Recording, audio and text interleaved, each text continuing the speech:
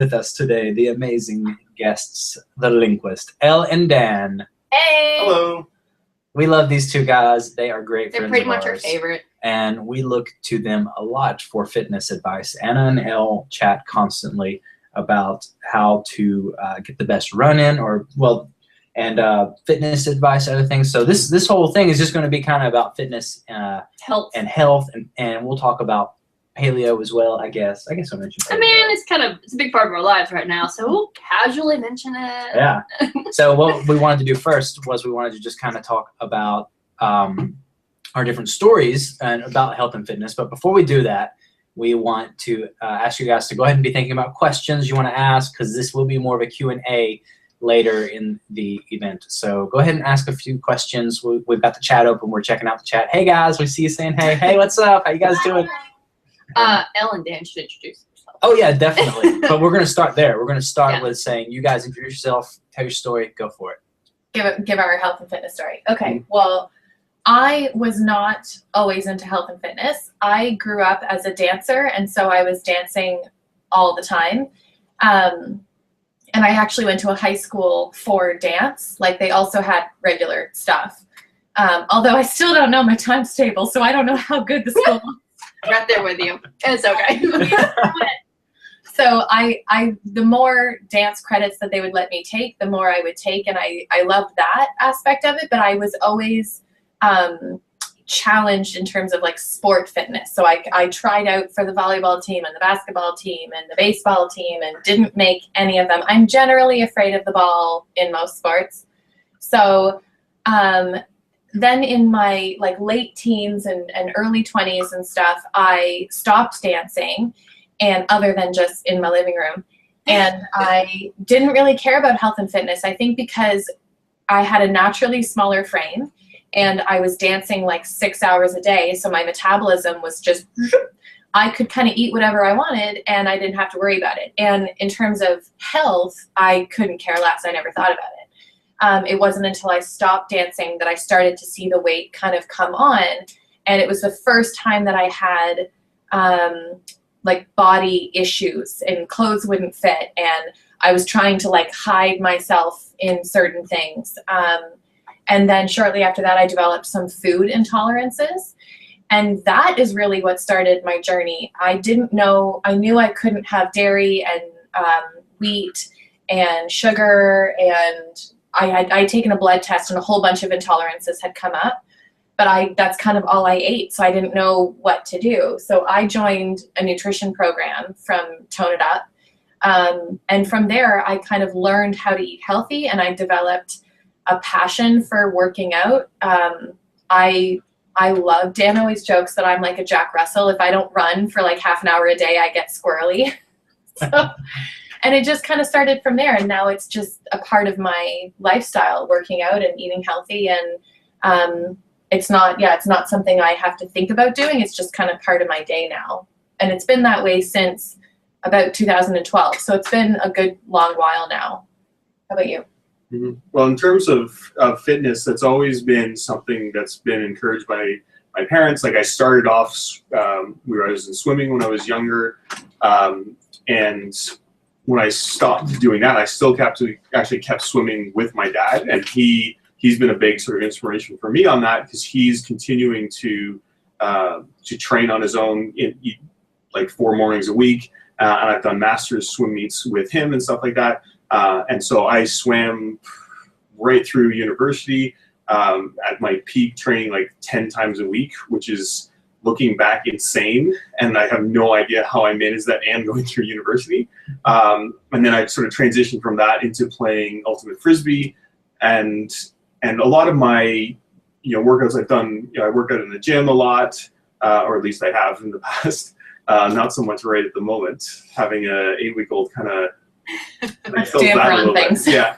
But all my workout has been geared towards competition, and that's kind of what's kept me going, and that's what really motivates me. Like I train so I can get stronger and more fit, so I can have more endurance on the field, or so I can swim faster and stuff like that. And that's always been my push and my motivation is how do I perform better at these competitions.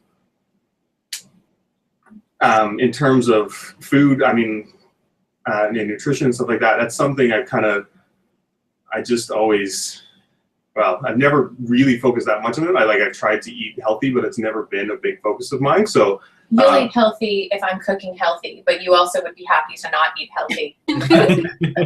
I will eat like anything and everything. Yeah. So Dan's like a human garbage disposal. All right. Well, That is perfect. yeah, You guys. those are great stories. For our story, I think How far back you going? I'm just going to defer to you. Just not Okay. too long, just because, Okay. you know, We've always we've already got been some questions coming in. like since I've known Randy, like we love being active outdoors. Like we love hiking. We recently, well, I say recently, it was like last year, we got into biking and we became obsessed. But like we're active, but like I've never seen any type of results as far as like weight loss and like muscle gain from being active. And it's because we weren't eating healthy. But so fast forward. Well, let me set this up though. You can say that. Anna was a skinny mini when I met her. Like she was almost like Scary level skinny. Yeah. Pretty much, yeah. And then she met me. I've always been a bigger guy. I've always eaten a lot of bad food for you. Fast food. Yes. Mm-hmm. And so we got married, and then she kind of adapted some of my, I guess, habits. I did. And because of that, you know, she no longer had that figure she had whenever we got married. So now, a couple years later, I look like this. No, I'm kidding. Actually, this is better. No, pretend I didn't say that. So we're also, in the last 3 years, have been in the process of trying to conceive. And we've done some, I won't go into a whole lot of that, but we've done a little bit of the medical route just on some medicines, and it was not successful. I've done several tests.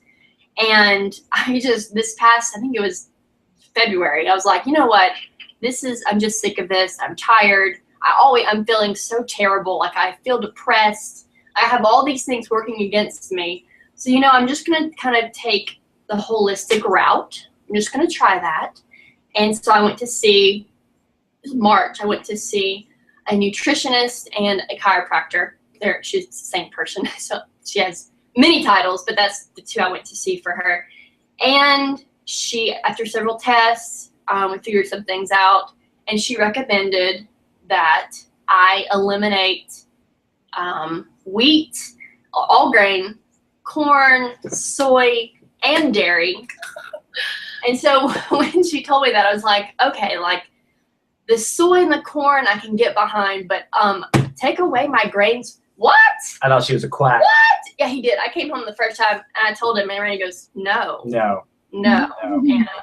So I started the first week of April, and the first 2 weeks were challenging. I was However, not on board. Yeah, Randy was not on board. And this kind of answers the first question though. Gina asked, how do you start if your spouse is not wanting to do it? So go ahead. Yeah, Randy was encouraging. He was encouraging to me because he knew I wanted to do this. He could see that I wanted to do this.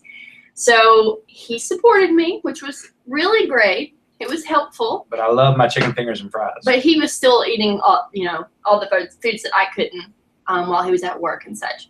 So anyway, about 2 weeks in, he noticed that I was just happier, and I don't think I'd lost much at this point, maybe just some inches in my face. But the main thing was that I was happier. I had more energy. And so he's like, you know what, I'm going to do this for a week. I'm just gonna do it for a week. And he did. And then like we fast forward 2.5 months, and he's still doing it with me. Yeah. So we've been doing it for what, 2.5 months? I've been doing it 2.5 for you. Yeah, almost. Yeah, 2.5. And I've been doing it for a little bit over 2 months. Yep. And we've had some pretty great results. This is just our diet, nothing else. Yeah. I've lost 15 pounds. Yeah, and just diet. I regret I didn't keep up with my inches at first. I'm doing it now because Elle told me inches is where you're really going to see major. Absolutely. And I know. Muscle, the weight will kind of not be as much of an issue. But the inches is where you're really going to see it. Absolutely. And I know I've lost a ton of inches. I just don't know how many because I didn't keep up with it. It's on like clothing size too, right? Which is a cool way. I was a size 14 jeans in February, and I just bought a size 10 jeans. I was really excited about that. But anyway. And I've lost about or just over 30 pounds at this point. And of course, I have more to lose, and I'm a guy, so guys lose weight faster. It's true. And I had more to lose. But at the same time, as far as pant size, oh my goodness. Like, this is going to sound funny. I put on her pants. The size 14 that I was wearing in February, and he buttoned them, and I was like, and I had room to spare. Like, this just, it hurts me so much. But it doesn't make you feel like, look at what I've already accomplished. Oh, absolutely. You know? Like, it's the biggest about it for the longest time. It was really cool. But I will say, like, since she told me to eliminate those certain things, that's pretty much on par with paleo. And so that's why she didn't tell me to go paleo, but that's just pretty much what it is. So that's why we jumped on the paleo bandwagon. So we are full, well, we're not, she is more full-blown paleo. I'm about 85%. So I've always said if I can do 85% paleo, I'm doing pretty good. Yeah. Yeah. So, all right. Well, do you guys want to go through some of these questions real quick? We've had a few of them. Melanie and Hannah asked, how do you stay motivated to work out and eat healthy? I think for me, it's seeing, the one thing I've learned since this has been like a 4-year process for me, everybody has ebbs and flows in how motivated they are. Everybody. I'm friends with Karina Katrina. They have days where they don't feel like working out, and that is their job to work out. And that's normal. And so if you have a day or a week where you're really not feeling it, it doesn't mean you're failing, and it doesn't mean that you're not as committed to as the person that you have been watching on Instagram. It just means you need to change it up a little bit. So for me, staying motivated, it's a mix of changing it up often enough that I'm keeping my body guessing and it's staying interesting for me.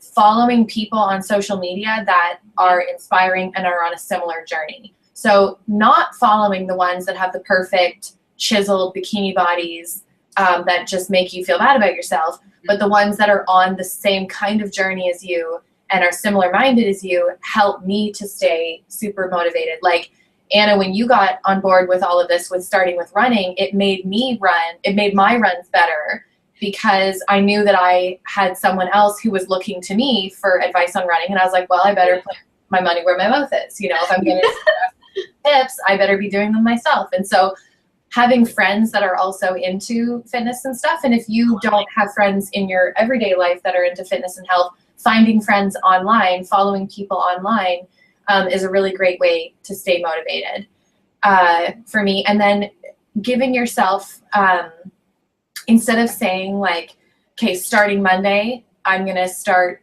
working out every day or whatever, start that day.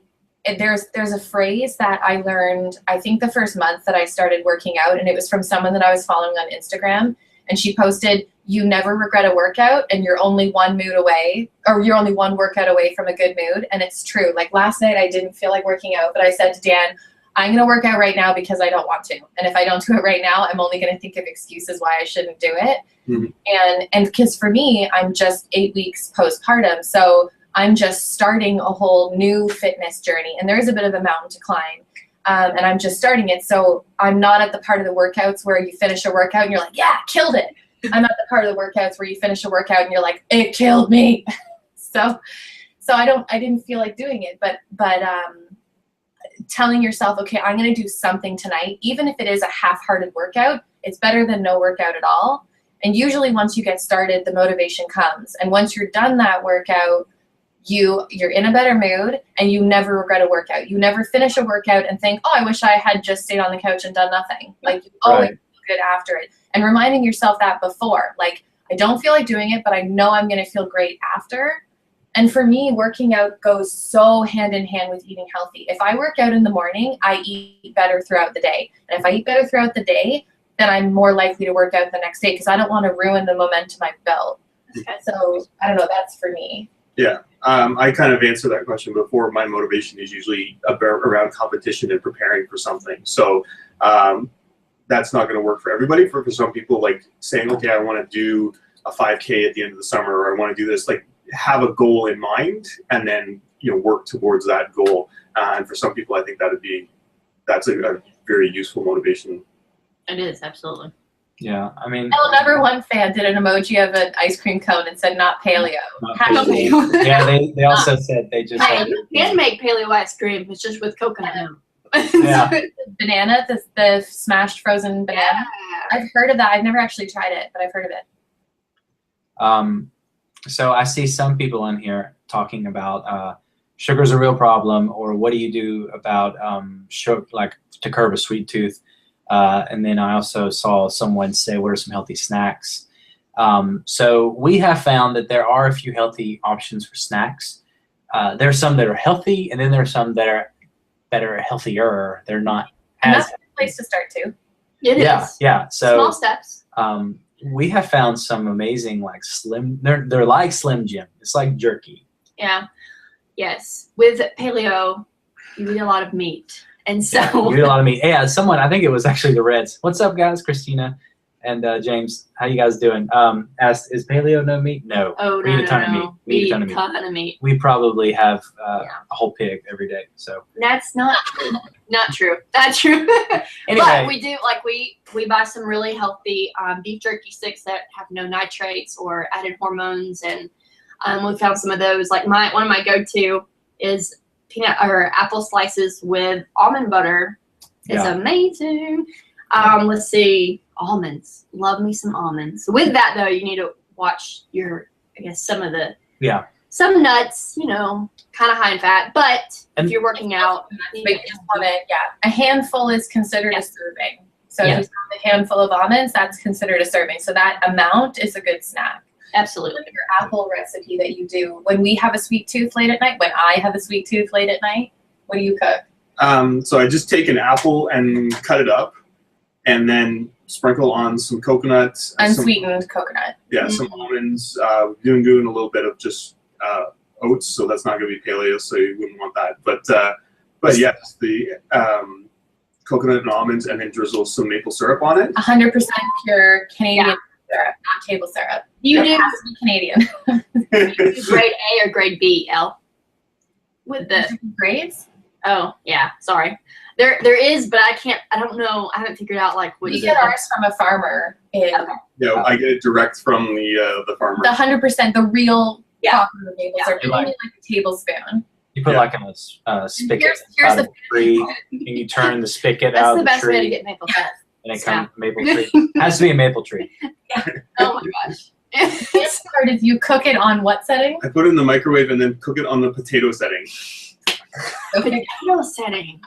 Because it's at the same That is time. fascinating. Yeah, because apples take a lot. So. Delicious though. And Oh my goodness. I will say one more Like thing a about the constructed apple pie. It's really good, but healthy. Yeah, absolutely. I'll say one more thing about the sweet tooth thing.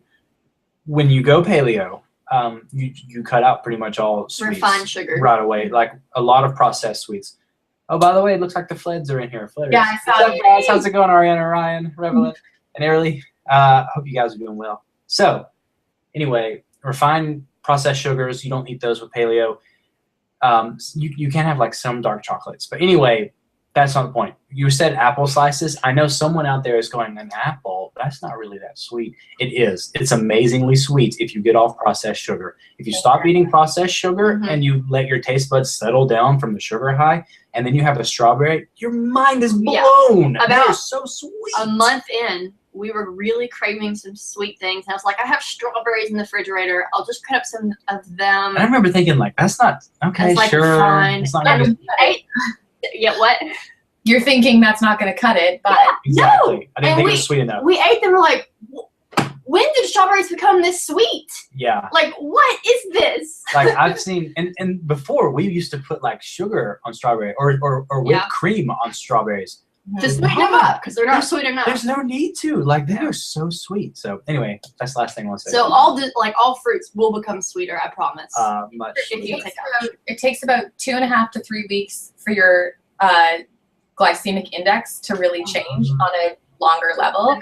And so your taste buds will change. And what you eat is what you crave. So if you eat high processed fat, high sugar, refined sugar foods, that's what your body's going to crave when it goes into withdrawal.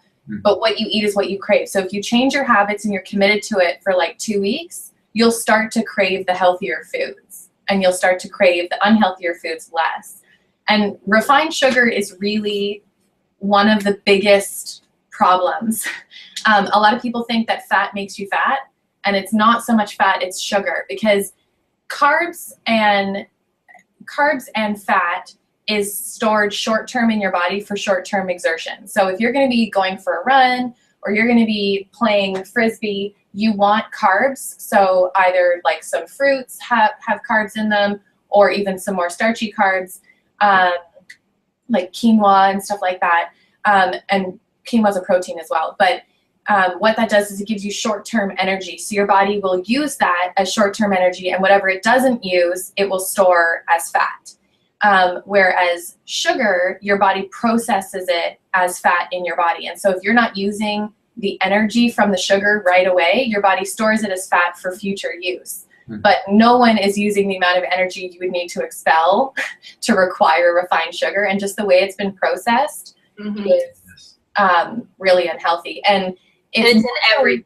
It's more so the way it's been refined. Like, the actual cane plant isn't nearly as bad for you as the refined sugar, in the same way that like the cocoa plant is not nearly as bad for you as cocaine is. It's when you refine it, it gets real dangerous.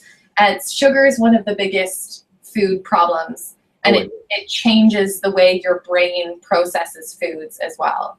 So if you can cut more sugar, a lot of people that I've helped lose weight in the past that are drinking a lot of pop or soda, as you Americans like to call it, I say if you change just that, like just quitting drinking soda, and you change nothing else about your diet, you can lose like 10 pounds in a year from just quitting that alone.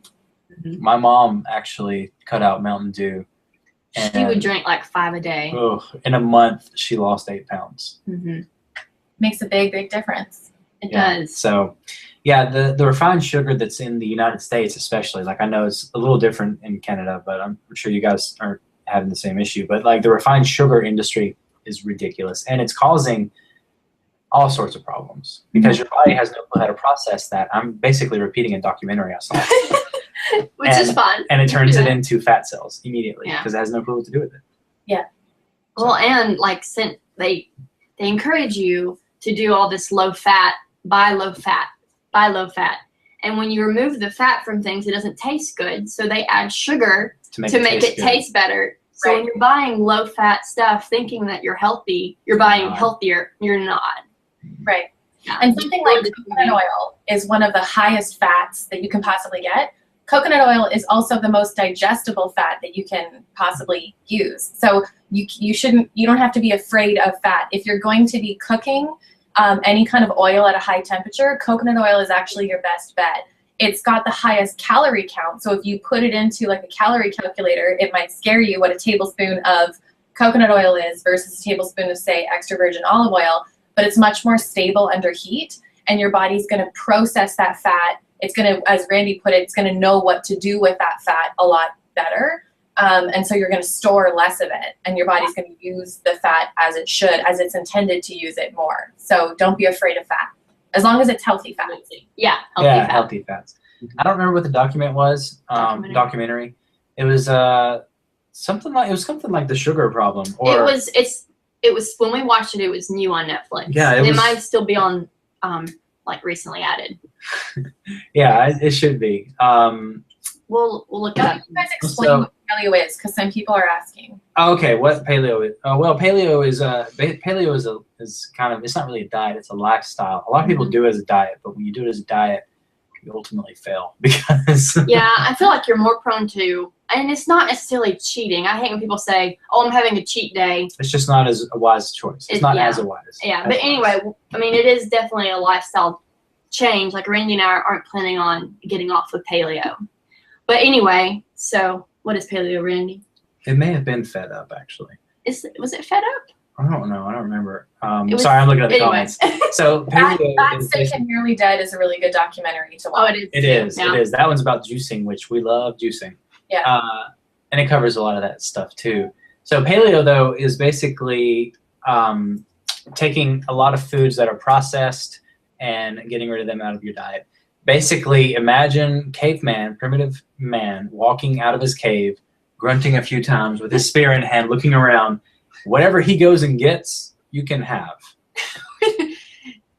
You can eat. But if he like primitive caveman is not going to sit down and Open a bag of potato chips. get some wheat, and he's not going to grind it out on the mill, and then anyway, he's not going to have a lot of processed foods. It's a lot of whole foods. Like you're Yeah. eating a ton of vegetables, a ton of like just meat. grass-fed meat. It has to be grass-fed because the process that some they fruit, use, yeah. process they use for certain meats is really bad. There are some things that obviously cavemen do not have. You know, like coffee. I love coffee, but black coffee, no refined sugar in your coffee. The biggest thing that gets everyone is there's no bread. You have no bread. You have no dairy. You have no like pasteurized dairy. pasteurized You can dairy. actually yeah. do. Or you can do like goat's milk and goat's cheese. Can you guys do quinoa, or is that a debated? I think it's a gray area, but I mean, I think it's fine. You have no soy either, which that's in Oh yeah, everything. I don't think I mentioned that. And Soy. the other thing we added to it was no genetically modified foods. So Yes. that and so that GMO. Yeah, no GMOs. gamos no go. No. No go for gamos. So that's what I say. Anyway, That's what he does. We have a shirt made. just letting you Let me know. Just letting you know. Gamos don't go. Anyway, let's see. I see someone else asked, what about fitness trackers? I have an Apple Watch, so I use it. Yeah, I beat Elle all the time with a Fitbit. Actually, she just beat me. I can't. I was just gonna say, Anna likes to kick my butt weekly in the. Except this week, I slacked up this week. You did great though, Elle. Where do you guys find food? I feel like grocery stores. No, so we have organic grocery stores we go to. Mhm. One of them is Sprouts. If we're in a time crunch and we need something healthy but fast, this is the biggest issue with paleo. Is it's not as convenient. It's not that it's hard. It's very inconvenient. It's just inconvenient. But you So- learn to just go with it and figure things out. But Because you can't, like, if you wanted to make a peanut butter and jelly sandwich, you can't. You can't have any of that. So like that was my go-to, was a quick peanut butter and jelly sandwich. So now it's like having to think of quick meals to do, or Chipotle, yeah. burrito bowl or salad is We delicious. are really financing our Chipotle here in town because it's one of the only restaurants we can have. Yep. So if we are both like, I don't want to prepare anything, let's just go get Chipotle. We probably do that 2 times a week, sadly. Yeah, and Elle's #1 fan. You are correct. Farmers Market. Definitely. Absolutely. Farmers Market's the way to go. But like you do have, at even Target, you're going to have it's tiny, but you're going to have a tiny organic produce section. Yes. And so you can look there, like at our Publix, there's a tiny organic section. But like Whole Foods yeah, is you a big one. mainly Sprouts. just go to. If you can't afford organic too, like organic is key if you can. Yeah. For a whole bunch of reasons, why GMO being the main one. Mhm. But if you can't afford that, if that's not on your budget, Red Vlogs, you were asking about budget too. We'll answer that in a second. But one of the biggest tips you can have if you can't change too much, shop on the outside of your grocery store. Yes. Generally, grocery stores are set up that all the healthier foods are on the outside peripheral and all the processed stuff is in the middle. So if you stay away from most of the middle aisles and just shop the perimeter of the grocery store, you're not looking at all the stuff that you used to be eating, so you're not thinking about it as much, and obviously never shop when you're hungry. But staying to the outside is going to give you the best bet. So changing, if you're currently eating a bunch of processed foods and not healthy stuff, going totally organic, off the get-go might be a bit much for some people to start with. Oh yeah. Starting with, okay, when I go grocery shopping, I'm only sticking to the outside peripheral would be one thing you can change. And That's And in great. terms of grocery budget, we aim for about 120, is that right? Mhm. No, that's Canadian. 120 Canadian a week, and that's to feed a family of 3, essentially. Cohen's grocery bill's pretty low. But Ford honestly eats almost as much as I do. Mm-hmm. So we spend, and that's 120 Canadian, which would be what, like 90 American? That's awesome. 90 That's to excellent. American? Yeah. We right now we're averaging like anywhere from like 125 to 150 a week.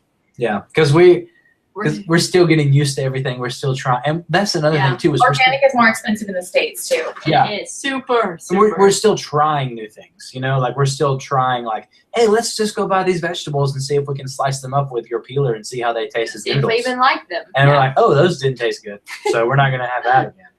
Yeah. So, also, I saw someone comment. Okay, so Dennis asked, "Do you have a skip day?" And I don't remember who else asked this, but someone asked, "How do you handle temptation?" I wanted to tell you very quickly that you set up new rules for giving in. Okay, so if I'm having a bad day, like today was a bad day for me, we went to a place called Jim and Nick's. They had these amazing cheese biscuits. Yeah, and they set them out at your table. And they for free, and they give them to you. Usually we say, you know, you can take these back, but we were with his mom, and she was going to eat them. Ugh. So we just had to stare at them. Yeah, so normally I didn't do this today, but normally what I would do if I'm having a bad day is I give in to something smaller. So I have sweet tea. In the South, we love sweet tea. Sweet tea, though, has a ton of sugar in it. Mm-hmm. So, like, you can have, like, maybe a few a week. Maybe just 1 or 2 a week. 1 a month, if you're cheating. if you're cheating. So that's the thing is my give in is I don't eat the cheese biscuit. I go, I'm going to give in and eat sweet or drink sweet tea. Also, there's no cheat days. We have not had a cheat day. We don't. No. We're not trying to be weird about it, but we don't even like saying cheat. No. I don't know why I'm just so against that. Well, like, I don't know. I hate saying, I'm the same way. Okay, good. Well, I feel like I've heard people say, like, oh, paleo's so great, so you have that one cheat day, and then you never go back on it. And I want to avoid that. I also want to avoid the temptation of such a negative thought. A negative thought is a cheat day. I'd rather just say this is a wise. This is I have a hand in the screen. A wise decision and an unwise decision. So like the sweet tea is an unwise decision. Mm-hmm. Sydney had a really good question. She just asked, how do you explain to friends or family if you don't want to eat something that they do? And I think that's a really great question. If you're at a party and everyone's eating really junky food, or you're at dinner with your mom or your mom-in-law, and you certainly don't want to make her feel bad for the fact of the choices she's making. One thing that I've learned to say, especially if people are offering, is just say, no, I don't really feel like that right now. And it's a good way of not putting the onus on anyone else or not making anyone else feel guilty. But if you're at a party and everyone's like, hey, do you want a burger? Or like, hey, do you want some of these chips or whatever? You can just say, you know what, I don't feel like having that right now. That's good. Yeah. That's good. Saying, oh, I don't eat something like that. Because saying I don't eat it makes someone else feel like, oh, well, should I feel bad that I do? Yeah. Like, oh, fine, you're better than us, huh?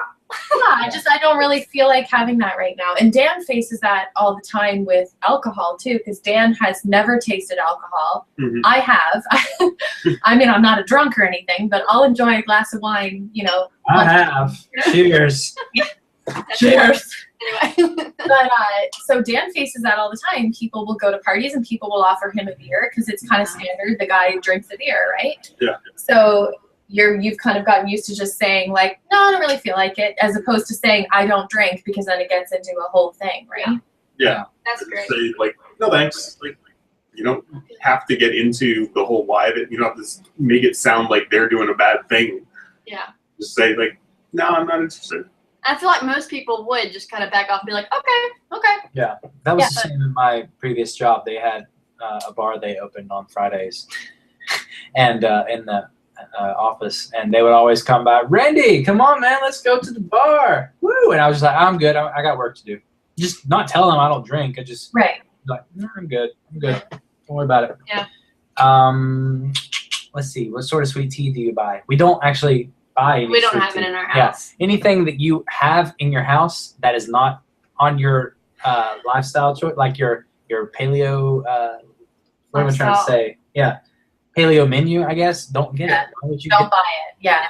And that's another way, going back to a previous question, it's a great way to avoid temptation. You just don't have it in your house. Mm-hmm. Like, there's no reason for me to buy a thing of I don't know, waffles and Mhm. keep them in the freezer when we're not going to eat them. And that's easier said than done, especially because we're both doing it. Oh yeah, That's one reason I'm very blessed in that aspect. Like I don't have to worry about keeping all the other foods that I can't have in the house because he's doing it with me. That's amazing. That's one of the reasons whenever you started, I thought I should probably do this too, because I know it's going to be so hard for her to eat that stuff when I'm over there, you know, smacking away on my Chick-fil-A sandwich. Oh, Chick-fil-A. I got her. Dan has a man cave that I don't go in because it's messy as all get out. So he has one room in the house that he doesn't have to keep clean. And I went up there a month ago or so. I forget why. And it honestly had been like probably 6 months since I had even been up there. I had to go up there to look for something. And there was, no joke, a graveyard of like junk food packs. There was like multiple empty boxes of cookies, multiple empty chips and crackers and chocolate and stuff too. And I thought, good on him, because I had no idea it was in the house. And Dan can ration. Dan is the guy who can buy a box of cookies and have like 1 or 2 a day for a couple of weeks. I am not that girl. If there's a box of cookies in the house, I will eat the box of cookies till it's So like I was like, bless him for hiding it from me, because if I had known it was there, I would have eaten it, you know? So if you have someone who, you know, your spouse or whoever, your roommate, if you're in college and they're not eating healthy, maybe ask them, like, have a cupboard that you don't go in. And that's the cupboard where they store all the stuff that you're trying to avoid, and just explain it to them. I'm learning to build better self-control. And so while I'm on that journey of learning that, would you mind keeping it in a separate cupboard or whatever? Also, while I was pregnant, every once in a while, I would crave chocolate or whatever. So Dan had a stash. Like, I never saw it. I didn't know where he stored it. But I would say every once in a while, oh, I'm really craving some chocolate. Do we have any? And he would just disappear into the shadows and then reappear with like an appropriate ration of chocolate. Because again, if it was up to me, I'd eat the whole dang bar. So, you know, setting something like that up for yourself might be helpful. Definitely. That is awesome. I'm going to answer a few quick and easy questions real quick. Paleo, can you drink green or black tea without sugar? Yes, without sugar. I drink coffee 2 to 3 cups a day, sometimes just 2. And I drink some black tea, and I will add just a little bit of honey. You can add honey if you want to sweeten honey it. It needs to be acceptable. Oh yeah, it has to be raw, pure. Raw, pure honey, which is different. It's very different. What type of chocolate is considered paleo? You can have dark chocolate. Some dark chocolates, Some. definitely. When I'm baking something and we need dark chocolate chips, there is an amazing brand called Enjoy Life, and all of their dark chocolate is dairy, soy, and of course gluten-free. It's more expensive. Like a bag of chocolate chips is like $5. Yeah. But if you really need, like, I made chocolate chip zucchini bread the other day, and I was like, okay, I'm just gonna add a few of these chips. It was delicious. It was delicious. Monique asks, do you do CrossFit? We do not. Dan and Elle, do you? I'm really weary of CrossFit. I'm not against CrossFit. If you have good form and you know what you're doing, CrossFit can be fine. Dan does CrossFit every Monday, and that's because he knows what good form is. If you don't know good form, you can really injure yourself. So I have a friend that's a physiotherapist, and she says she sees so many injuries from CrossFit. Well, it is like a go, intense. And heavier. Yeah, there's a lot of power and very quick movements and stuff like that. And if you're not careful with it, you don't take the time to learn the movements properly, you can really injure yourself. And that's one of the focuses that we have, is making sure if we're learning a new exercise, you know, we watch videos on it, and we're very careful about making sure we do it right so that we don't injure ourselves. That's good. Yes. That's good. Let me answer this question first, because I've seen it just a few times. Someone asked if you're a perfectionist, what do you do about like not seeing as many results, or like? It was Lauren that asked that. Yes, and okay, here it is. How do you accept that some days you will lose, and some days you will gain, and not give up because you aren't where you want to be at that moment? It's kind of like some people don't weigh themselves or measure their measurements. every day, and that probably is healthier, because if you look at your grand total over a week, that's probably a better decision than every day. Because there are some that, like recently these days, I have just I'm not stagnated at all, but I have like, oh, my weight will fluctuate. You know, it'll be like, okay, you're at this, and then the next day is like, oh, I gained a pound. Like I ate paleo, and wow. Anyway, so that's you would notice that if I did it a week. Just once every a week. Also, like Elle has already mentioned, weight loss is relative compared to inches lost. Yes. People say that that muscle weighs more than fat, and that's not totally true. Weight is weight. 5 pounds of muscle is the same as 5 pounds of fat. What people mean by that is muscle is much more condensed than fat. It's much more dense. Much more dense. Yeah, that's the scientific term. So if you had, say, a cup of, instead of looking at pounds, but if you had a cup of fat versus a cup of muscle, the cup of fat is going to weigh a lot less. And so when you're on a fitness journey, if you're working out, as you're building muscle and losing fat, you're going to have a period of time where your weight might actually increase, or it'll stay the same for a while. And that could be discouraging, because you're like, I'm working out a ton, I'm eating healthy a ton, I'm making good choices. Why am I not seeing like dramatic weight loss? And that's because you're building muscle. And often, especially if you're a woman, you build muscle faster than you lose fat. And so you might have the first 2 weeks of a diet, you lose a good amount of weight, and that's usually a lot of water weight and a little bit of fat. The next 2 weeks, sometimes you stagnate and you don't lose pounds as much. What you're gaining muscle and you're losing fat. And so your number will stay the same for a period of time. And you have to kind of get closer to the 8-week mark before that scale tips again. So yeah, going by measurements is a much more accurate example. Let's see. I want to answer one question I saw real quick. Said that which is better for you, workout or exercise? Workout or diet? And I would say it depends. For someone like me who is heavier and is all about like the processed foods I used to be, your diet is the most important thing. Oh yeah. Which we're about to start doing our workouts again heavy, so that will help a lot. But I think for me, I've heard it's like 80% of the battle is your diet, what you eat. Yeah, your nutrition. Yeah. No matter how hard you work out, you can eat more calories than that. Yeah. Yes, I've heard that you can't run your mouth. 10,000 calories a day, because he's burning 10,000 calories a day. He's not losing weight on that, because so neither one on their own. You have to pay attention to both, and you have to pay attention to calories in and calories out. And diet is probably the more important. It is. Absolutely. When I started running back in October, I think, I started running, and I was really consistent, 3 days a week running. And seeing great for 3 improvement. months. Oh, I did. I was toning up. However, I wasn't losing any weight, but it was because I was still eating. You weren't losing any inches either. No, and I was still eating the exact same. Like we would have half a pizza at night, and then like I'd have a cheeseburger the next day, and like just continue that. Mm-hmm. But like the last 2 months, we've been active outside some, but we haven't really worked out necessarily. Cat butt. And, she's actually cleaning Roland. Oh, such a good Easter.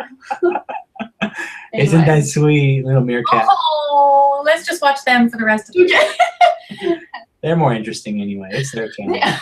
But anyway, yeah.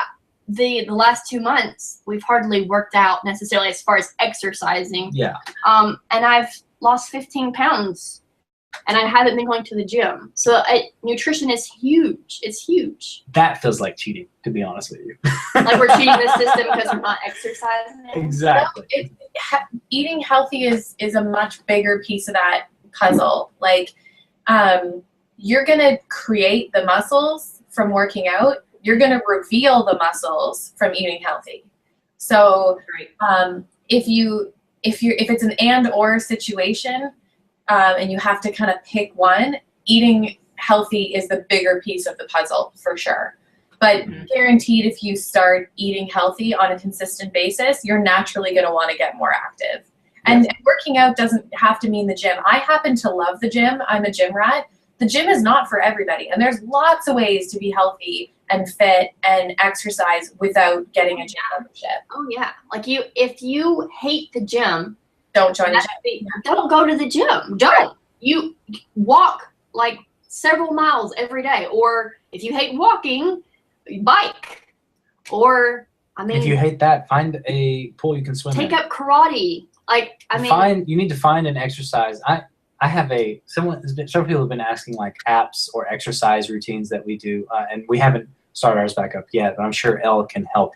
Elle and Nick can help out on that question. But I will say real quick that I have a website / community that I belong to that I love. It's called Nerd Fitness.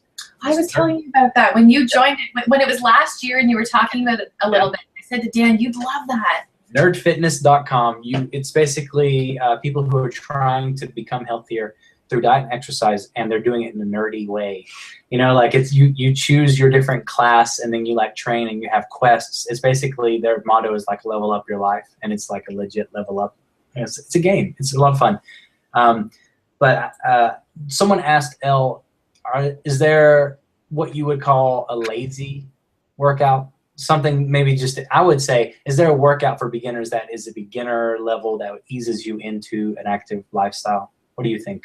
Yeah, so 2 things. One, I would say choose your body part that you like working out more than others. And anyone who works out will tell you that they have body parts that they like working out and body parts that they hate working out. I could work out my abs for days. I love ab workouts. And when my abs are strong, it takes a serious workout for me to be sore the next day because I love working out my abs and lower body too. Like I really enjoy working out my legs. I kind of hate working out my arms. So I do, like I make sure to have a well-rounded fitness routine, but arms are not my jam. So if you're having like a lazy day, if I'm having a lazy day and I don't feel like doing a workout, I might go for like a 20-minute run and then do a short ab routine. Because for me, I like working out my abs, so it feels like less of a thing. So I would say that, like, find the body part that you like working out more, and that can be what you do on the days where you're feeling a little less motivated. And then the other thing is there's lots of free workouts online. Like I talk a lot about Tone It Up so much that people think I'm sponsored, and I'm not. you just love it. They're my friends, and I think their workouts really work really well. And the good thing about Tone It Up is that you can choose either no weights, light weights, or heavier weights. Like you can pick what kind of resistance you want to do. So if you're starting a workout, when I started with Tone It Up, I would often do their workouts without any weights. I would do their arm workouts literally with nothing in my hands, and I would still get a workout in. And then I went to 3-pound weights, and now I'm at 5-pound weights, and Dan can do it at 10-pound weights and not break a sweat because Dan likes working out his arms. So Tone It Up is really good. I would say stay away from Blogilates unless you're more established into your workout. Her stuff is pretty advanced. It's great. It's a great sweat, don't get me wrong, but her stuff is a lot more advanced Pilates. And so if you don't know good form and you haven't established a certain level of fitness, you could injure yourself doing Blogilates. So I would say she's more moderate to advanced. I would say Tone It Up is a really good beginning spot. How about you? What do you think? The other thing, and this is kind of my focus, is like if you're interested in sports, like I play Frisbee 1 night a week, and I played that several nights a week. So I find for me, getting out and doing something like that is a good way to start, and you don't have to be good at it. And does it feel like less of a workout than the gym? It doesn't feel like I'm working out. It feels like I'm playing. Yeah. Right. So it's a great place to start. That is great. That's awesome. I played tennis a lot before it got cold and outside, and it never felt like a workout, but man, it was a workout. It was a lot of fun. Someone asked, Kita, I think? Yeah. Is it better to walk or bike? I don't know. We'll do both. In terms of a calorie burn, you're going to burn more calories riding your bike than you are walking. Having said that, if you hate bike riding, go for a walk. Yeah. But in terms of calorie for calorie, you're going to burn more calories on a bike. Oh, definitely. I remember when we first started riding bikes and we were like, this is really hard. But yet it was so fun. We didn't care that it was Yeah. a ton of work. And I mean, it gets easier, obviously. Dennis asked me, what is the biggest motivation when it comes to the paleo diet? Seeing results. and feeling great. I eat a meal now, and I don't feel bad at all. I used to eat meals. I used to eat pizza and chicken tenders and stuff like that. And I would just like, I feel like I'm saying, I would gorge myself. I just put it all in. But in reality, I would just eat what was in front of me, my plate, my serving size, American serving size. And at the end of the meal, and this, I'll get back to this in a second, but at the end of the meal, this is what I feel like. Oh, man. Wow. All right. What are we doing next? I don't know if I can move that much, guys. Wow. Now I go out to eat with my buddy Austin. He eats like that. Throwing him under the bus. Throwing him under the bus. He doesn't eat fat. I'm just saying he eats what's in front of him. All of it. I eat clean. I eat paleo. And at the end of the meal, he's going, woo! And I'm going, good, man. Right. I feel great. I mean, I feel great. I don't just stuff myself. I just feel great. Mm-hmm. Well, and also, like somebody else, I don't know if another advantage that I've seen for Randy is that he used to get a ton of heartburn over everything that he would eat. Like he would eat chocolate. He would eat. I would drink water and get heartburn. He doesn't have any heartburn anymore. It's really awesome and encouraging. He also used to snore he sounded like Darth Vader, and now he doesn't snore, and that's awesome too. I don't know necessarily. It's probably a little bit to do with just the weight loss necessarily, and not like just the clean eating. But it might be both. It goes hand in hand though. Yeah. Yeah. So someone else, let's see.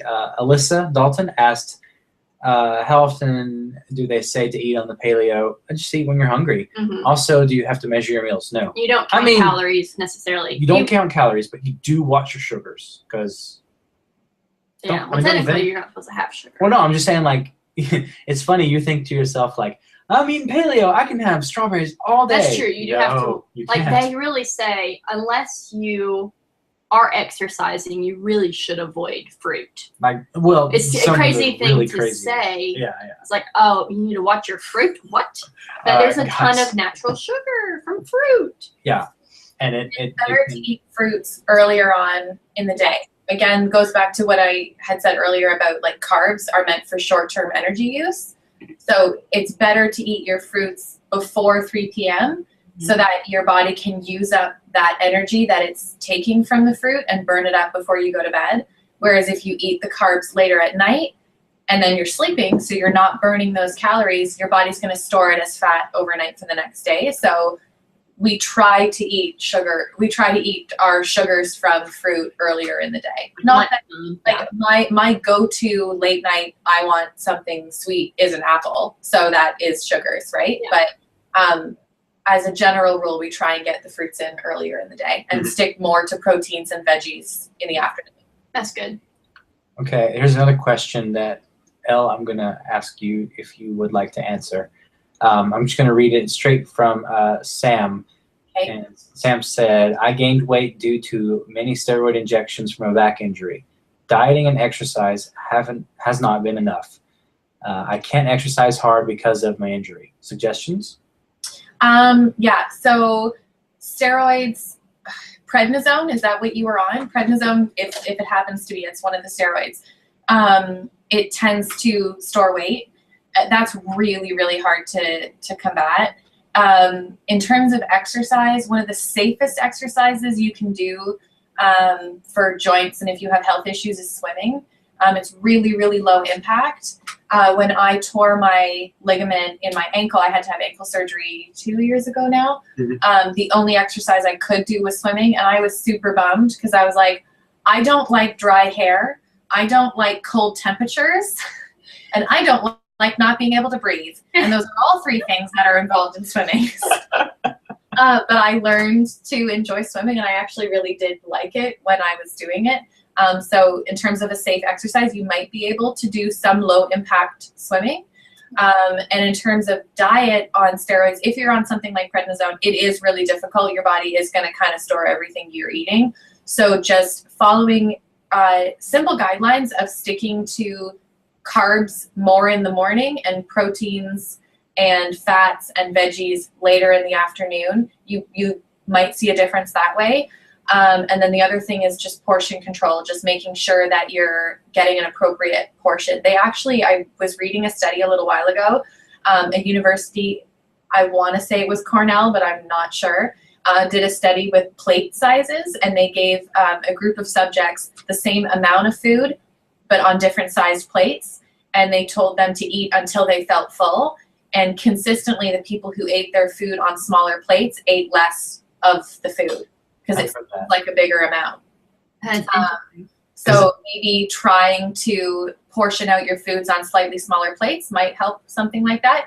But also, if you're facing health issues, take care of your health first. If you're eating an appropriate amount of calories, you know, for a woman, it's usually somewhere around 1,500 to 1,800 calories in a day. If you're sticking within that and you're eating healthy foods and you're doing some kind of light to moderate exercise or whatever is safe for you, but because of your health issues and because of the medication you're on, it's really hard for you to lose weight, take care of your health first. Like, don't restrict calories at the cost of your own health. Does that make sense? Yeah.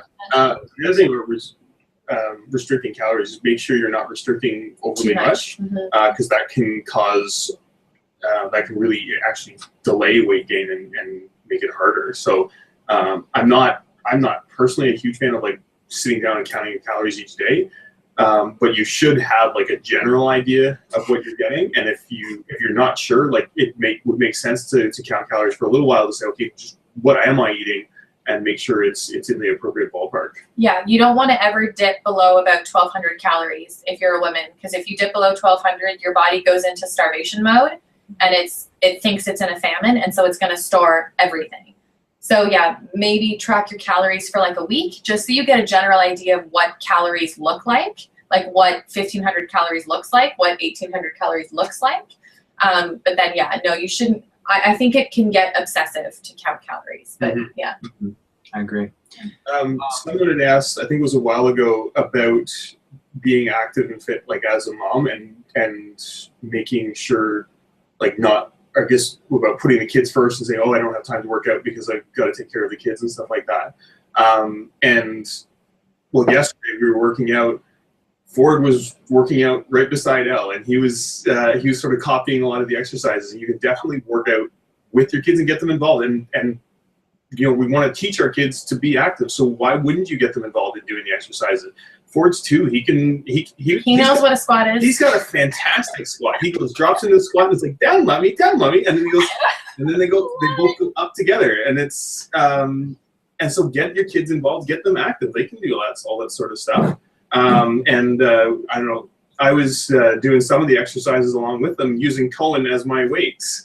So I go down holding Cullen and lift him up, and couldn't do all the exercises that way. He's like a 10-pound kettlebell. You can, yeah. And I was kind of using him as a kettlebell, and obviously not all the exercises, but you can definitely be active involving your kids rather than trying to, like, don't think of it as something you're doing instead of playing with them. Do something that you're doing with them. The other thing is a lot of gyms have daycare at the gym. So if you want to do a workout you can't really do with them, see if you can find a gym that has a daycare, so you can take them there. They get to socialize and play with other kids. You get to do your workout. It gives you a little bit of a break for them. Then you can go back and feel great. And that's true. Yeah. And I'm just imagining, but you could also, I mean, depending on how old your child is, go play a sport with them. Yeah. You know, if they're older, or if they're younger, maybe just getting out and playing with them, you know. Maybe that's an exercise itself. If you want an easy exercise to start with, take your kid to a park and run around with them. Follow the around for 20 minutes. Yeah. Ford's going in. Yeah, then they can take a nap, and you can take a nap. Someone else asked Elle something about what is a healthy snack to eat considering breastfeeding. So I don't know if you want to answer that, but. Yeah, so breastfeeding is directly related to water intake and fat intake. So you want to make sure you're getting healthy fats. So a really good snack would be like a handful of almonds. You could sweeten it up with maybe a date or two. A date with your date. I was about to say, I always sweeten things up with a date. That's kind of my go-to. I keep a little bowl of almonds by the table that I nurse Cullen at a lot late at night, so that like while I'm nursing him, I'll eat like 5 or 6 almonds just to kind of keep my supply up a little bit that way. So that's a good thing. And then another thing is water. For whether you're nursing or not, water is hugely related to how your body stores fat. And you want to be drinking at least half your body weight in ounces of water a day, which sounds like a lot, and it is a lot. And it seems like there's no way I could drink that much. But if you keep it with you and you always keep it full, you will drink it. Like if you carry that bottle of water around or you have it at arm's reach, you'd be surprised at how much water you can drink in a day. And when I was pregnant, I mean, by the end, I was 170 pounds. So that's like what, 80 ounces of water? No. 85 ounces. 85 ounces of water. That sounds like quite a bit. I did it. So you can, and with Ford, I weighed even more by the end. I was like 190, I think, at the end with Ford, close to it, something like that. 182, so we're in there. Okay. But yeah, if you make sure that you're drinking half your body weight in ounces of water a day, that makes a big difference too. And it doesn't just have to be water. Like juice doesn't count, and coffee doesn't count, but any herbal tea counts. So anything that doesn't have caffeine, a naturally non-caffeinated tea, that counts as water intake. And you can flavor your water. You can put like frozen strawberries or frozen mango in your water, and it gives a little bit more flavor. That helps. We just bought one of those, what are they called? SodaStream. A SodaStream, so that it gives like a carbonated, because I love Perrier, but there's a little bit of sodium in Perrier. So, doing it that way, so you don't have the sodium, but it gives the water a little bit more interest. Mm-hmm. And actually, there was a study done with the carbonated water, and they found that people drank something like 70% more water. And when it was carbonated? Yeah, no which way. is actually, we found it's true. We've been burning, like, because the water we have, it's a well water at work, and it's fine to drink, but the taste is not very good. So we have like bottled water, and we have a company that just comes in and brings in like 8 bottles once a month or something like that. And we always had like 1 or 2 or 3 left over at the end when they were coming to replace them. And since we got that SodaStream at work, we ran out, and we had to go to the store and buy some before they came to replace it. Wow. Definitely made a big difference. I'm sorry, I stink so bad right now, I think. Do I smell awful? I caught a wind of myself, and I offended myself. I love you, Elle. Damn, something smells awful. It's me. I smell awful. Keita wanted to know, is it necessary to run to lose weight? Heck no. No. I love running. Running is like therapy for me. I get really good thinking done when I run, and I don't do a whole lot of thinking otherwise. But you do not have to run to lose weight. You can bike, you can swim, you can play sports, you can go to the gym, you can use like an elliptical machine, you can row. There's lots you can do. You just need to burn. When it comes down to it, weight loss is calories in versus calories out. There is 2,500 calories in a pound of fat. Is that right? What's 5 times 7? 3,500. So there's 3,500 calories in 1 pound of fat. So to lose a pound of fat a week, which is kind of your goal, you shouldn't really aim to lose more than a pound of fat a week. But to lose a pound of fat a week, you have to create a 500 calorie deficit in your day. So if you can burn 500 calories through working out in some way, you can lose a pound a week. So that's why I like the fitness trackers. I like looking at my workouts. I like seeing how many calories I burn in a workout, knowing that there's 3,500 calories in a pound of fat. So yeah, no, you absolutely don't need to run. Dan doesn't run. Dan hates running. Yeah, I run for Frisbee, but I like, aside from that. Yeah, just like going for a run. Yeah. Yeah, I don't like going for a run. I tend to get like a stitch in my side if I just straight run. I have really no interest in just running, but I swim, I work out. There's lots of ways you can burn calories. Postpartum makes me stinky. Someone just learned that your body ups the hormones and odor postpartum. Do I smell more in general or just right? wouldn't notice. He's not going to tell me. He's not gonna tell He's you. gonna do exactly what it does. They did not notice the difference. You smell like daisies. Sure. Someone asked, should you count calories when you're doing the paleo diet? Not necessarily. But again, like Dan's already mentioned, he's not a huge fan of the counting of calories. No. Um, When you're eating whole foods in general and just whole foods, I don't think it's necessary to No. count your calories. you just have to watch it. Like you have to. I mean, like Anna, when she first started, wrote down everything she ate. Well, that was because my nutritionist told me to. I was forced to. But, Yeah, but you did get in the habit of seeing what you Oh, I did. and knowing that changes the game. It really does. Mhm.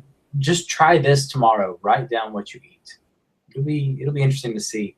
And then like do that the next day and the next day. Do it for a week. And just see if at the end of the week you're eating healthier options than at the beginning, because you're writing it down. There's a logbook.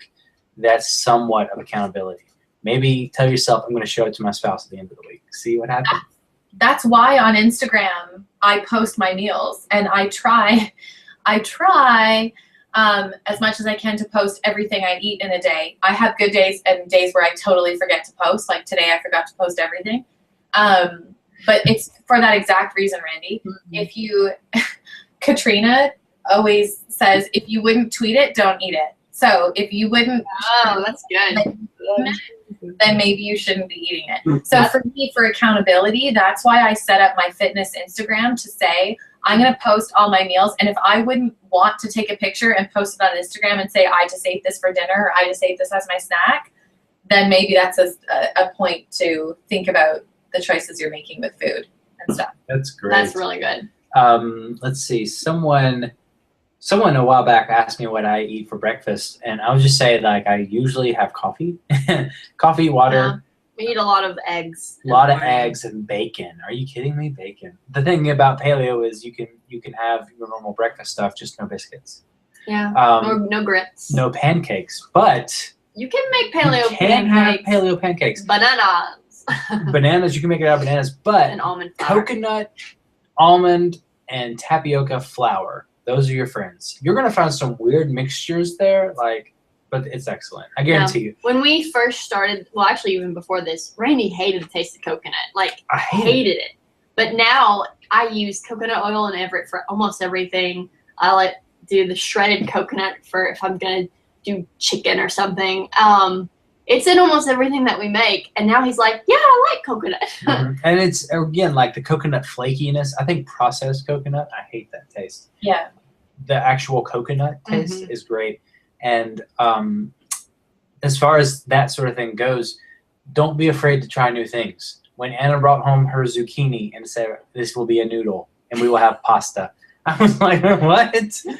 He Try it. did look at me like I had lost all marbles. Think in your my head. mind right now, what does a pasta noodle taste like? And I'll tell you what it tastes like. It tastes like whatever sauce you put in the pasta. If it's Alfredo, it tastes like butter and garlic and such. So if you have a noodle made out of zucchini and you put it inside of some sort of like spicy Cajun chicken pasta, it's going to taste like spicy Cajun chicken pasta. It's not going to taste like zucchini. Mhm. Just saying. Just saying. If you Yeah, put it, spiralizer is great though. Love yeah, the spiralizer. spiralizer is amazing. My go-to breakfast is oatmeal. So I do equal parts. I'll do like half a cup of rolled oats, half a cup of almond milk, which that wouldn't be paleo. We're not paleo. Dan's parents are paleo. Half a cup of almond milk, half a cup of water. And I heat that up just till it starts to boil, and I kind of stir it every once in a while. That's sort of a go-to breakfast for me. The other thing too is you can make pancakes out of protein powder. If you do a quarter cup of egg whites, 1 scoop of protein powder, and half of a smashed banana, you can blend that up, and that'll make a pancake. That's good for 1 serving. So if you really like pancakes for breakfast, you can have that option. Just watch with protein powders. You want to make sure it's not processed really badly. A lot of protein powders are heavily processed, and they have a lot of sugars in them. So do your research. The protein powder that we eat is vegan, it's raw, and it's non-GMO, and there's only like 5 ingredients in it.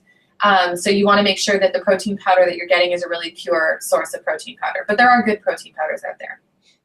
And that made me think of something really important. If you did want to do paleo, or even if you just wanted to eat healthier, not even do paleo, you need to start reading food labels at a grocery store. You need to read the labels, the ingredient lists. It will be so eye-opening too. Once you figure out what all is in the food that you're consuming, it's so eye-opening and scary. It is very scary. And like Elle just said, the less ingredients on the list, the better for you. Oh yeah, that's very important. And Anna, you had an app. Shopwell. Shopwell. Okay, so there's an app called Shopwell. Someone asked about apps earlier. And this app, you put a list of things you don't want to eat or consume. So we'll just say, for example, we put in corn because most corn is genetically modified nowadays. 95% of it. But so anyway, we just avoid it. We just avoid corn, which is hard because I love corn. Anyway, so every time that we go to pick something up, if we're not sure about it or if it's a new food, she brings up her Shopwell app, scans it in. She already has corn in there, and if it has corn in the food and it's in that library, it'll go. It's fun. That was when we first started. I've gotten better at actually just reading the ingredients. Yeah, well, because now we know. I figured out the secret names for sugars and, all the GMO stuff, so I can just read it now. But it was such a benefit to us when we first started. I was like, I'm going to scan this, and see if we can have it. It looks healthy. And there'd be 3 X's from the things that we can't have. I'm like, what? Really? Yeah. But anyway, it was super beneficial. So eye-opening. Shopwell. What's the name of that? Shopwell. So eye-opening. I'm looking it up right now. Okay. It's so handy. I haven't heard of that one. That's handy. Someone else asked, how do we cook our zucchini noodles? We have, if you search Randy and Anna zucchini noodles, you should have a video, something about zucchini noodles on there. But we use a spiralizer, and there are a ton of different brands and types of spiralizers. We just ordered the one off of, I believe it's the most popular off of Amazon. And I think it's called Spiralizer. Yeah, it's not a name brand. Apparently, there's a really nice one off of William and Sonoma. Is that they have a really nice one? Yeah. But we paid, I think it was $29. And it's been so worth it. You can do sweet potato. You can make sweet potato noodles. I think when I make a stir fry, I do yellow onion with zucchini. I'm going to make a beef stroganoff one day this week, and I was going to use squash for noodles. So very handy. I use spaghetti squash. Oh yeah. Yeah, we use spaghetti squash a lot for the noodles, and it's. How do you make that? You get a spaghetti. A pasquetti? You get a pasquetti squash. You get a spaghetti squash, and then I usually just cut it in half and bake it in the oven, just cook it like you would any other squash. And once it's cooked, it's kind of just very stringy. So you use a fork to kind of dig the stuff out, and it just comes out very stringy. It's very easy. I haven't tried that yet, but that's on our to-do list. It looks like it would be super easy to do.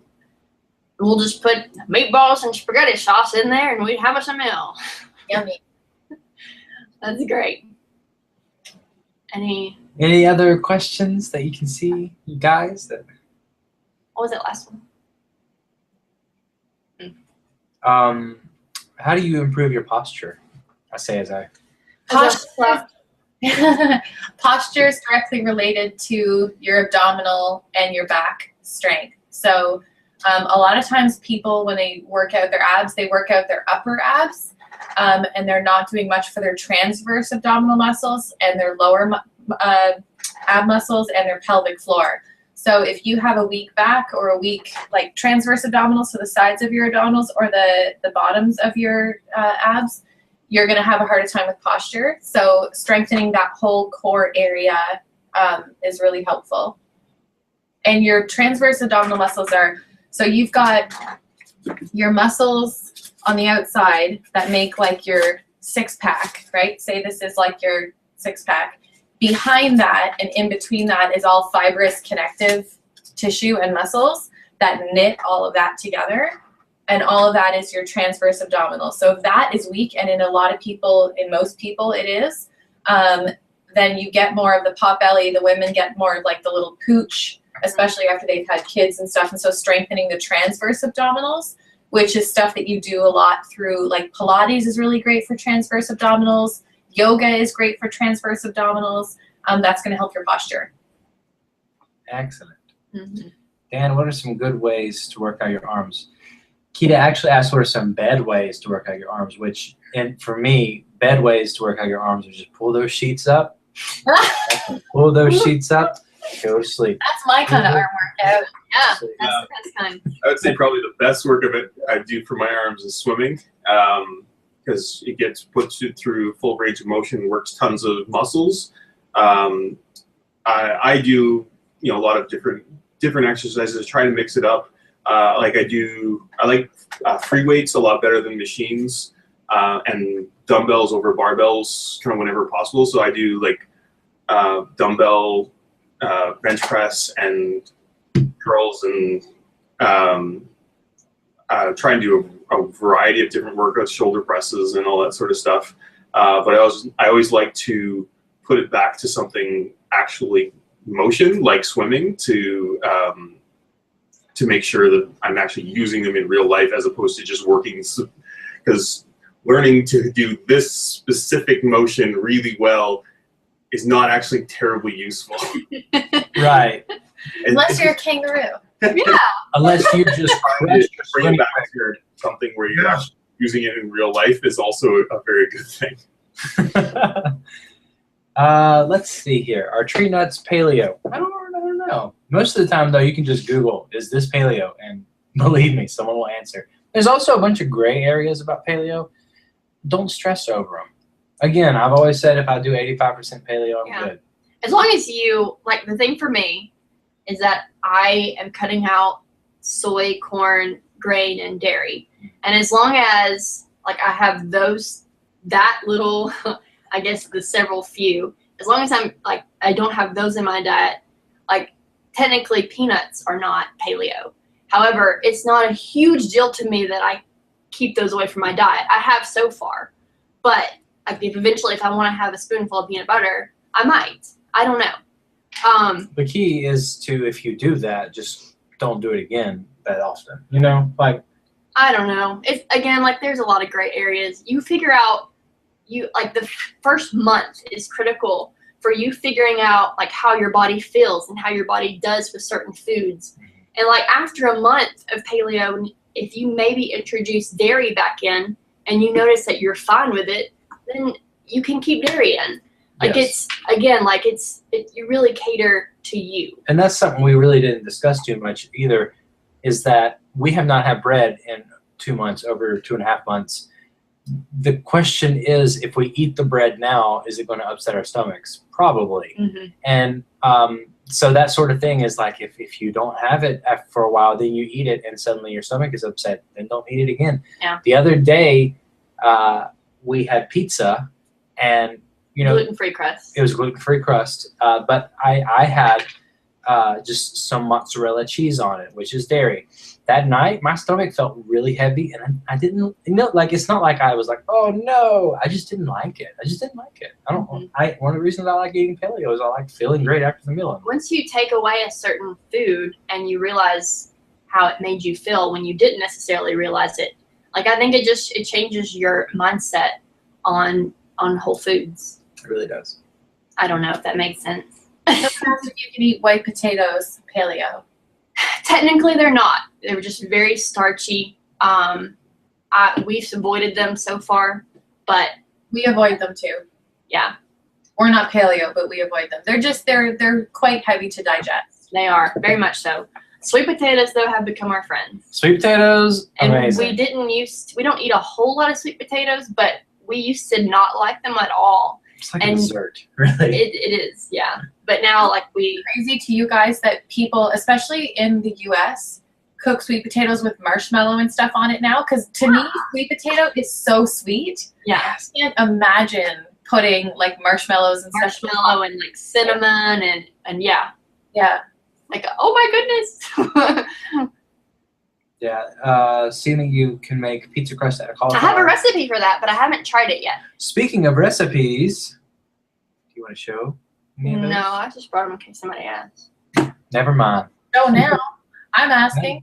Dan's parents do like a replacement for mashed potatoes they do mashed cauliflower. Yeah, right? they've done mashed cauliflower. A friend of mine at work has done grated cauliflower, and then fried that and used that as a replacement for rice. That sounds amazing. And I'll have to look up the recipe, but my dad found it somewhere, and it's a turnip souffle, and it's a paleo souffle, and you would swear that there's cheese in it if you didn't know better. I think that your parents should just host us for a week. Yes. And we'll They just would. learn a bunch of Well, stuff here from we them. go. Yeah, all the more reason why you guys need to come and road trip. I know. We might have looked up plane tickets the other day. But anyway, that's neither here nor there. Did you want to just mention the books? You know, to show if you them? are, I guess I will still have And them not here. go into the recipes, but just No. look at them. Like the thing about paleo or even not paleo, like just, I mean, whole foods, like, I mean, just eating better. Like it can be overwhelming, especially when you are trying to eliminate certain things. But there are amazing cookbooks and resources for you out there. There really are. I'm growing my paleo cookbook selection, and I have these so far, and they're amazing. And I don't think I could do it. I couldn't do it without these cookbooks. I mean, they're fine. I'm not like, it's not product placement, but No, I'm just showing in case they want to read them. Say what? If people want to read the titles. Yeah. My favorite right now is probably this one. I'm using a lot, Against All Grain, and I love her. Like her name is Danielle Walker. I follow her on Snapchat because she's a doll, but she is so sweet. She's a doll.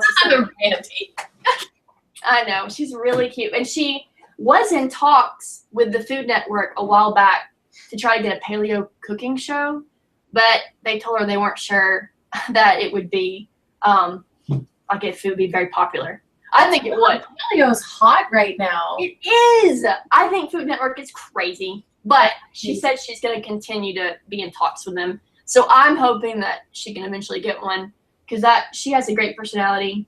She had, if you do research on her, she had a really severe autoimmune disorder, and she was on bed rest. Like she had a baby, and then she was on bed rest for like the first 6 months of her baby's, life. And she was like so sick, she couldn't even really experience being a mom. And like she decided to start eating better, and it's a wonderful story. I love it. And now she's great because of paleo. Actually, no, it's not paleo. It's foods. Let's see. Safety asked, by the way, Safety said that they just found us randomly. So thank you for joining us. Oh, cool. Any thoughts on the best nuts? Almonds versus cashews. Almonds are better for you. Well, but cashews are good too.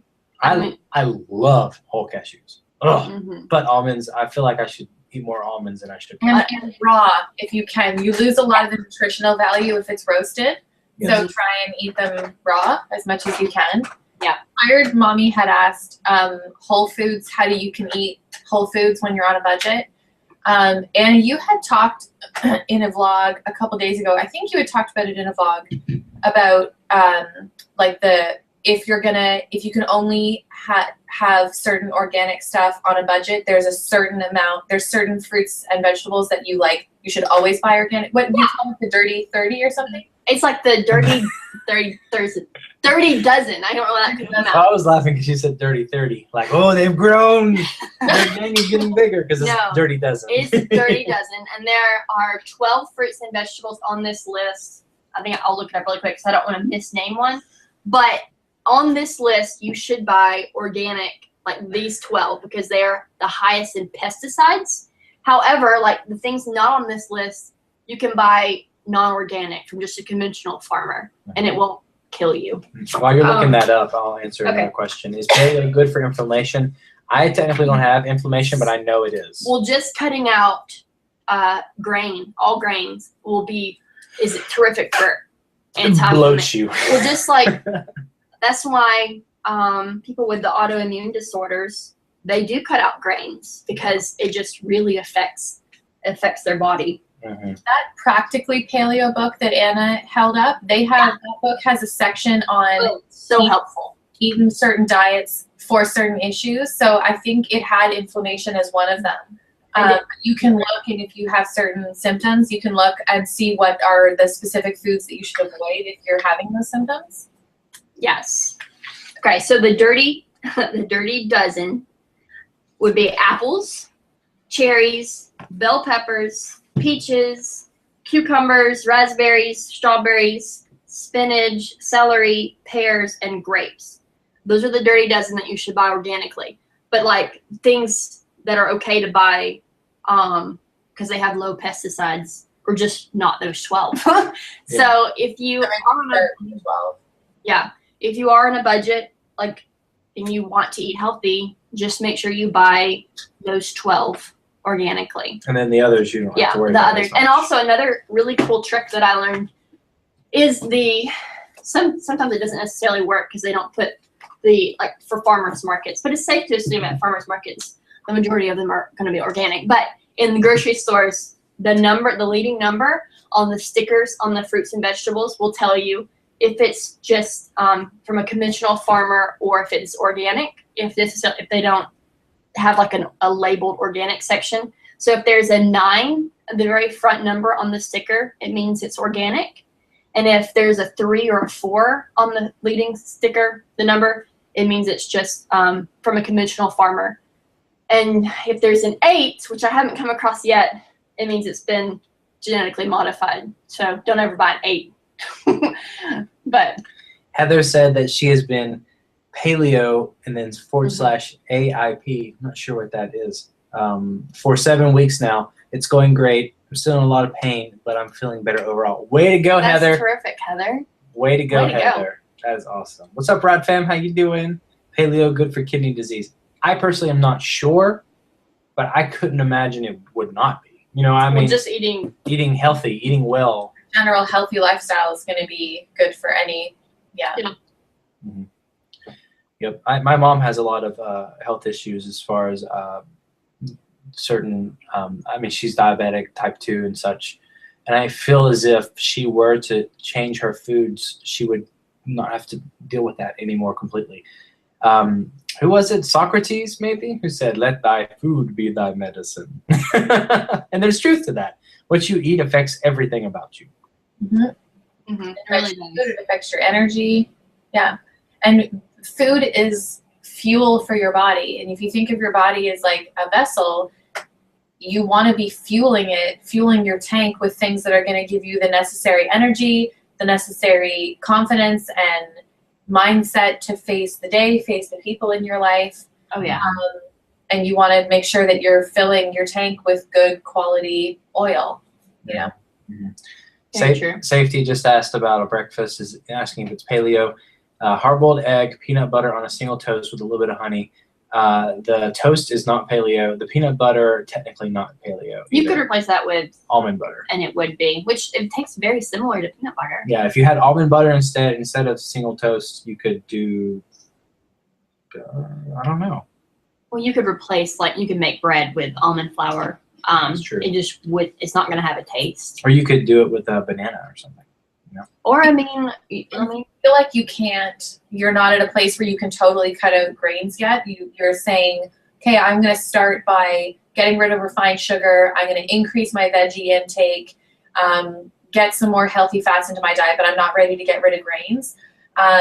Even more so than whole wheat, what you want to make sure you're getting is a sprouted whole grain. The way that it's processed, your body can use the nutrients a lot more. What Randy had said earlier, your body just doesn't know what to do with white flour.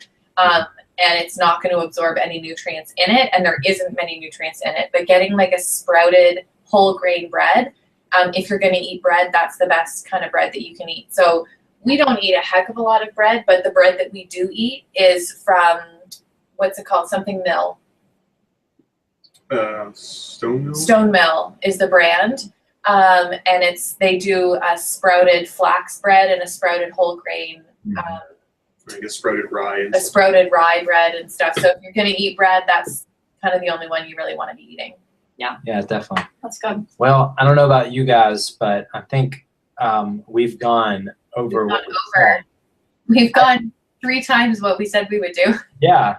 But I do want to answer just a few more questions. So, like, if you have a few more questions, just send them real quick. We'll try to do a lightning round real quick. What do you think? Lightning round. I love it. I love it. Woo. But I do want to say this. Kita asked, can you guys give advice? Healthy breakfast that's fast to cook. I'm a college student. I want to eat healthy, but I don't have much time to cook. Juice. You should juice. Well, I mean, if she's a college student, I mean, she might not have, like, the place. If she's in a dorm, she might not have the place to juice and store the fruits and veggies. That's true. Oatmeal's a really quick, easy. Oatmeal is really good. You're gonna like grains. Bring some blueberry. Paleo, that's not friendly, but if you're non-paleo, Yeah. oatmeal takes like 2 minutes. Also, Yeah. like, boil some eggs the night before. Yeah. Like, boiled egg is fast and easy. That's my go-to a lot of the time. Yeah. Because that's I, good. Allowed to have like a NutriBullet or a Magic Bullet, the little ones. You could make yourself a smoothie with some. You could do some almond butter, half a banana, handful of spinach. So you'd be getting the protein, the healthy fat. That's going to help you feel full through the day. That would be a really quick breakfast too. absolutely. That's good. Well, I don't see any tips for eating non-sugar free. Eating non-sugar free. So in other words, eating healthy but with sugar I think still she involved. said earlier that she can't have sugar-free things. Yes, because of medicine. Right. But, I mean, sugar-free things isn't technically good for you anyway. Yeah, you don't have to go sugar free. Avoid aspartame at all costs. If the choice is between refined sugar and aspartame, eat the refined sugar. Like aspartame is carcinogenic. Very deadly. Really, really bad for you. So if you're like diabetic and so you can't have, you have to watch your glycemic index, or if you're on a certain kind of medicine where you can't have the sugar-free versions, nobody should be having the sugar-free versions. When we're saying sugar-free, we mean not having refined sugar and getting our sugar sources from fruits. Yes. Options for picky eaters: non-meat or nut. I saw your comment earlier.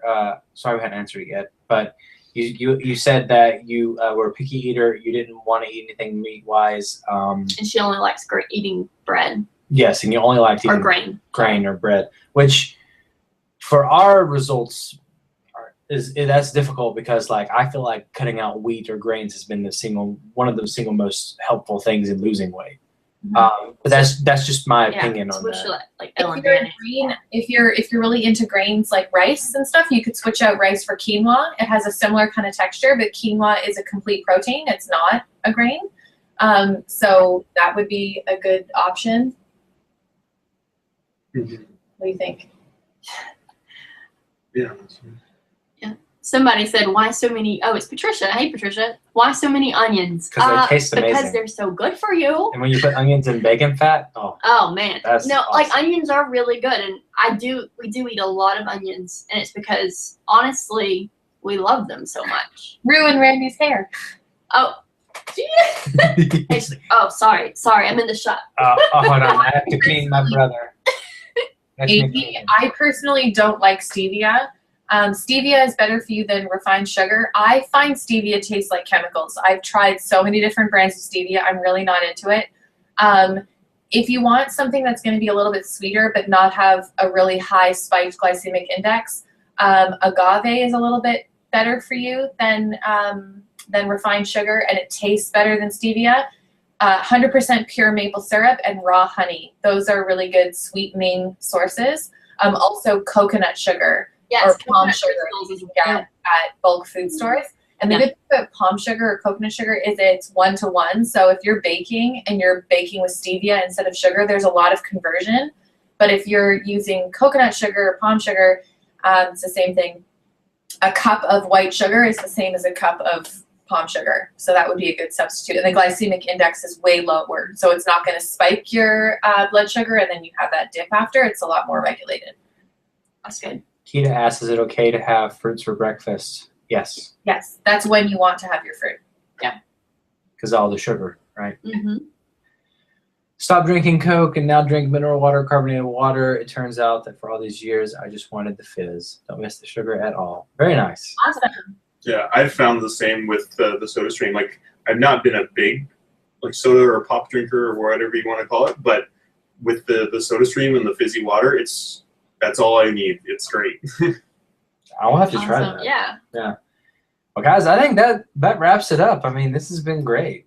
This has been a lot of fun. Yeah. Elle and Dan are just so knowledgeable. I think I've even learned a lot tonight. Yeah. So thank you for teaching me. Definitely. I feel like most of I feel like there's a lot of people who have followed you, Elle, from y'all's channel over to our channel to check it out. So thank you guys for those who are new checking it out.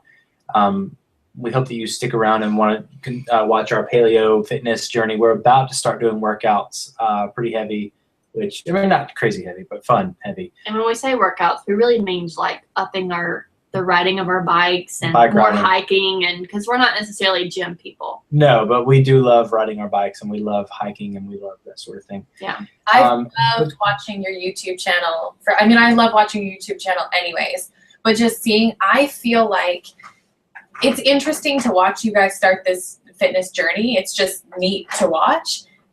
But I can see so many changes in you guys that's not just how you look or the inches you've lost. I feel like I feel like you're happier, and I feel like you're living a more present version of yourselves, and it's been so amazing to watch. And I've been you say that you're thanking people for watching you from my channel, but I feel like I have been so inspired by your journey over the last month and a half, 2 months. You're gonna make me cry. Stop it. So I've loved watching your channel because it's put me in a good mood. It's made me make better food choices. It's kept me motivated. And seeing you guys, it's so drastic. If you watch your vlogs from November versus watching your vlogs now, that alone is an endorsement for eating healthy and changing your lifestyle. You guys, the change has been incredible. Dan and I talk about it all the time, the changes that we make.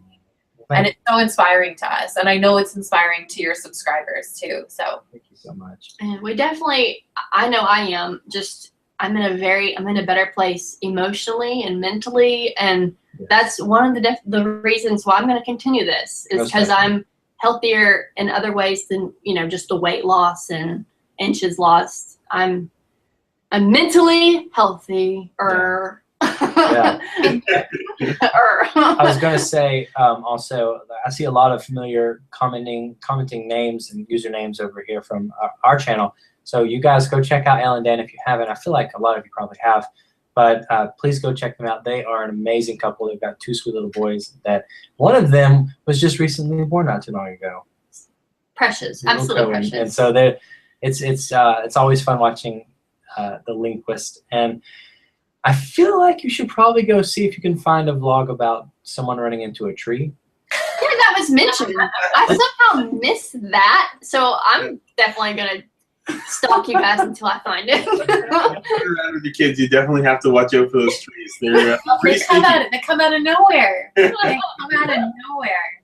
It's so great. I love it. Well, thank you guys, everyone. Thank you for all of your encouraging words in the comments and your questions. And thank you, Elle and Dan, for your expertise in fitness. Thank you for having us. Make sure everyone tweet us and let us know if you want us to do this again. We were kind of loosely talking about doing this on a semi-regular basis where we can check in with my weight loss postpartum and your health journey and stuff, and just kind of check in on what has changed and what we've learned, and do it on a semi-regular basis. So if that's something that you guys would want, tweet us, let us know. Definitely. Yeah. This has been great. Thank you guys. Have a great weekend. And as we say, God bless. God bless. Have a great one. Enjoy the ride. Enjoy the ride.